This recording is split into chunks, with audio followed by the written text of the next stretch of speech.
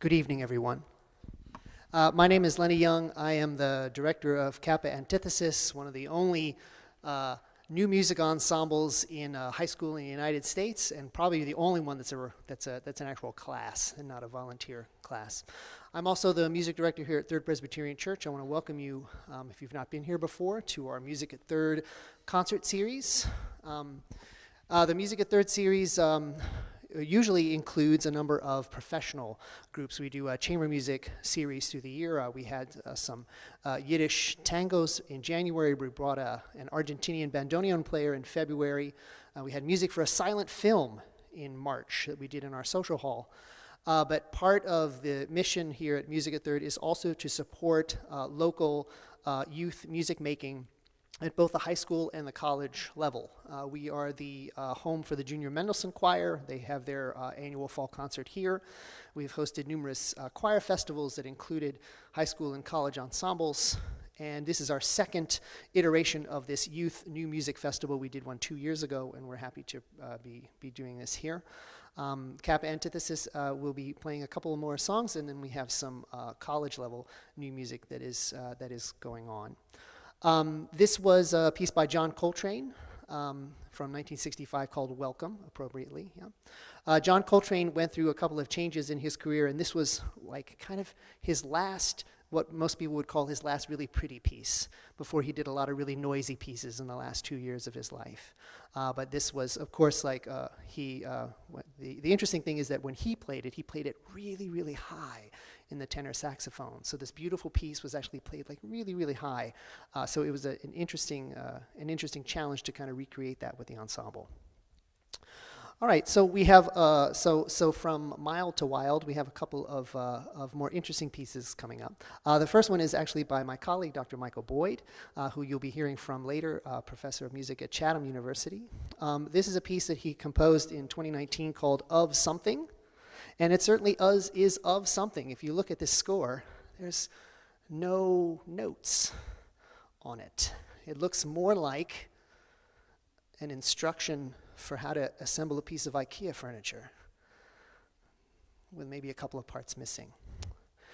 So these circles are musical events, and these 4 words are ways to interpret those musical events. So we spent a bit of time brainstorming with the ensemble what these 4 words meant musically, how we could translate that into musical language, and we decided on a way of doing this. So we're going to be performing here Michael Boyd's Of Something.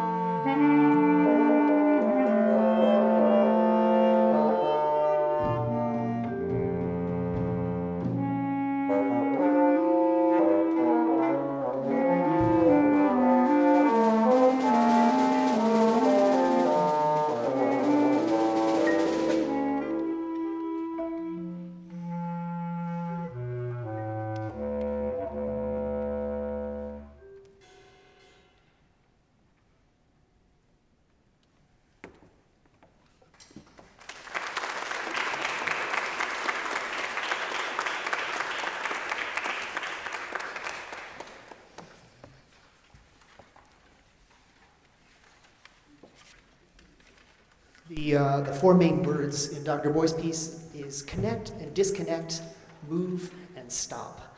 So it was very interesting getting the kids to basically to come up with different quick iterations of tunes, like to pick a new scale, to pick a new key, to pick a new idea, to be able to move back and forth between those and to have a little bit of dialogue while we're doing it. This whole year we've been working with this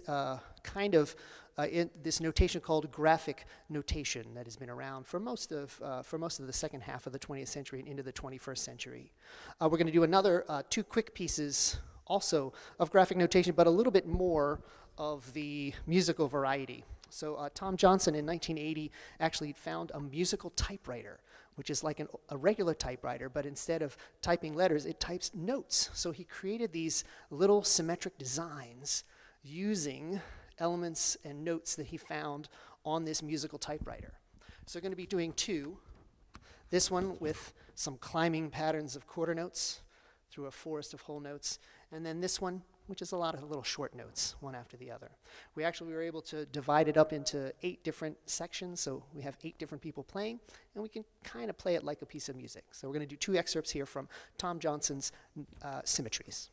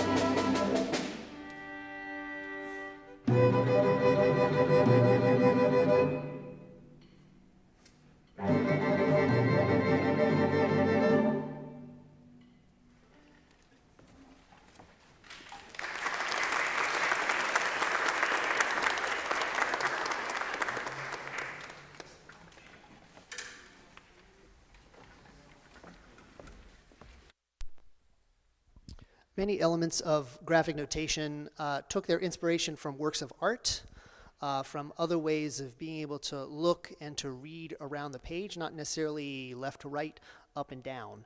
Dr. Boyd's piece is one example of that.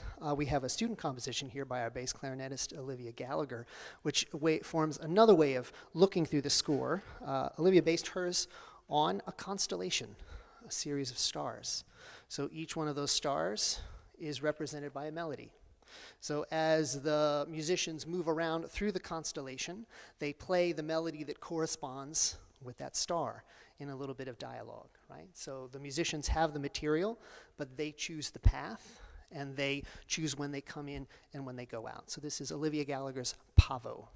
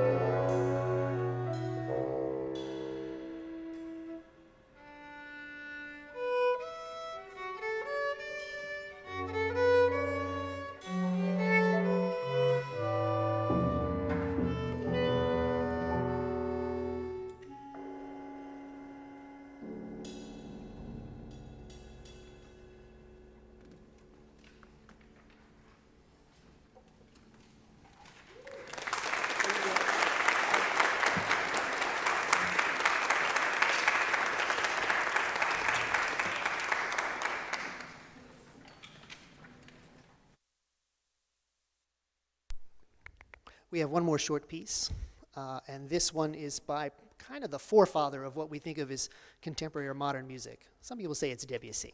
Debussy kind of gets in there well. Some people think it's Eric Satie. Yeah, he's a good contender. But here in the United States, the champion is Charles Ives, a man who is just as famous for his contributions to the insurance industry as he is as a composer. Believe it or not, Charles Ives invented the term life policy, so you can thank him for that. But he also was a composer. He went to Yale. He studied composition at Yale. He wrote a number of pieces, outstanding and just mind-boggling in how forward-thinking they were, that he didn't get recognized for some of them 30, 40 years after he wrote them. This is an example of that. This piece he composed in 1919. He calls it a unison chant. And the accompaniment are these two really chords that don't really fit together, but they kind of do. They create this idea of almost like music of the spheres. So I transcribed this little song. It's originally for voice and piano, but we're going to leave you here with a piece by Charles Ives called Serenity.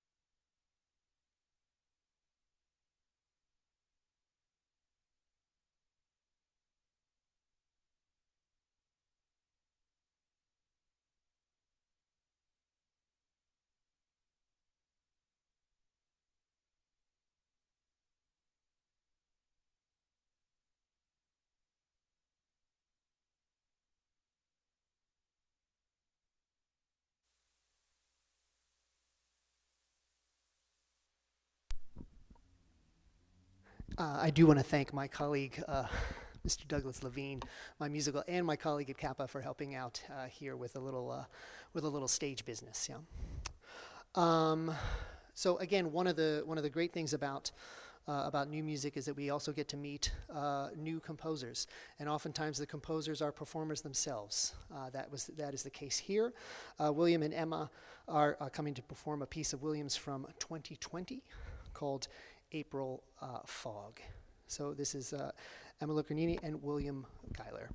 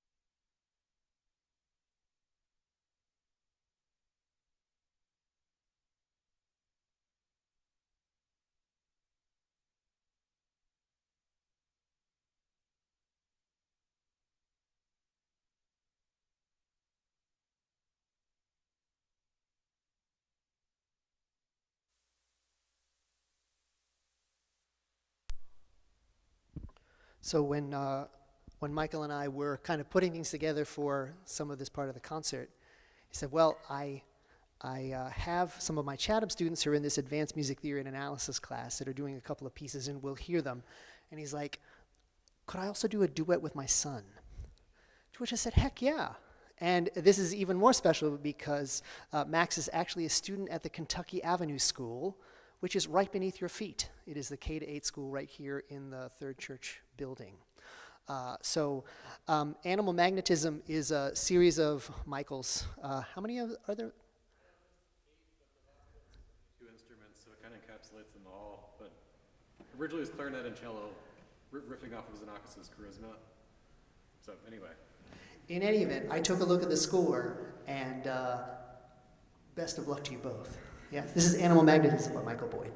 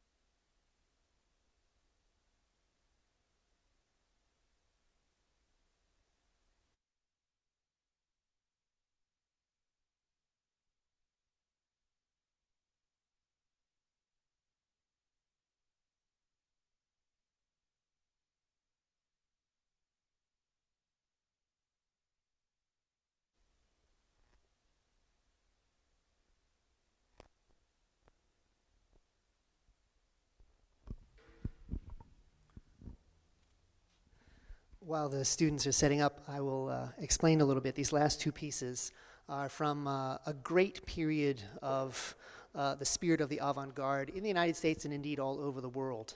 Painters were doing new things with paint. They were moving away from representation and even using paintbrushes. We began to get the beginnings of what we would call now performance art or interdisciplinary art.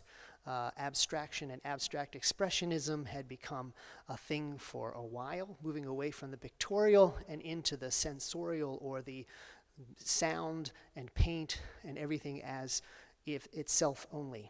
Into that came a couple of pretty amazing composers, primarily of which was John Cage. Many of you know John Cage for his infamous silent piece, 4 minutes and 33 seconds, right? Which could either be seen as a cruel joke or a cool joke, depending on your aesthetic bent. But he did a number of things. The most important thing that he did for us in terms of art is he redefined what it meant to hear music and what was called music.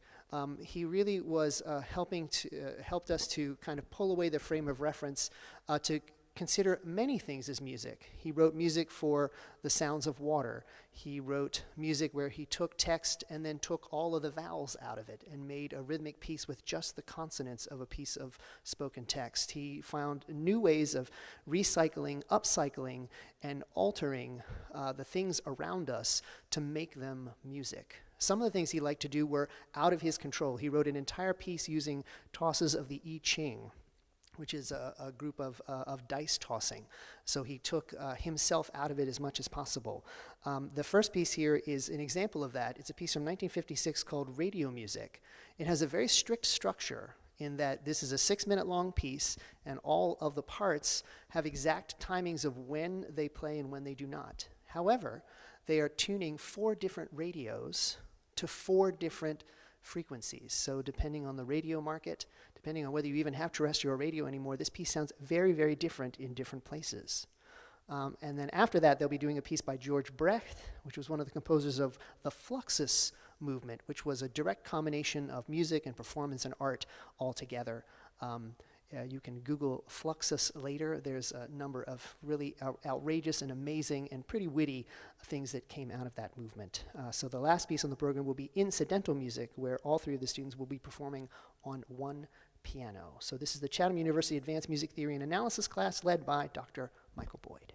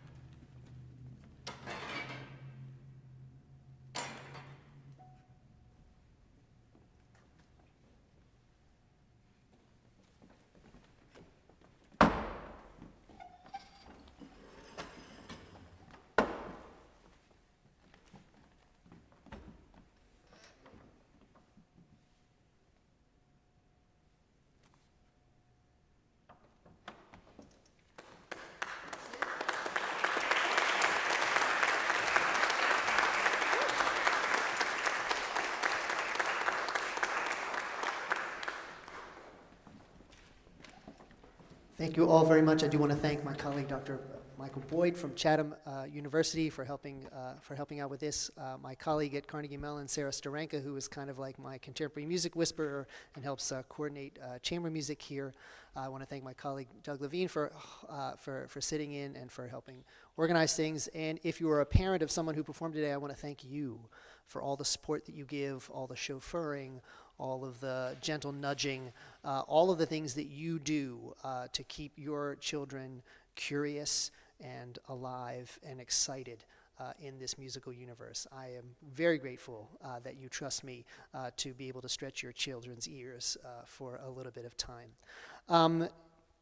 Again, this is the next to last of our concerts. We have in June, we have the Italian mandolin virtuoso Carlo Aonzo coming to give his solo recital.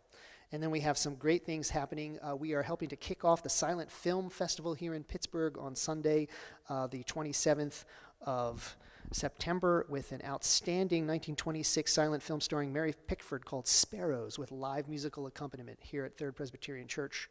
And then we are doing a feature of contemporary composer Gary Schocker with flautist Mariel Brown and pianist Fumi Kuwajima. We will also, in November, we will be having another CMU chamber music showcase. So if this is your first time here, please check us out, Music at Third. Otherwise, thank you so much for coming out this evening, and have a safe drive home. Thank you.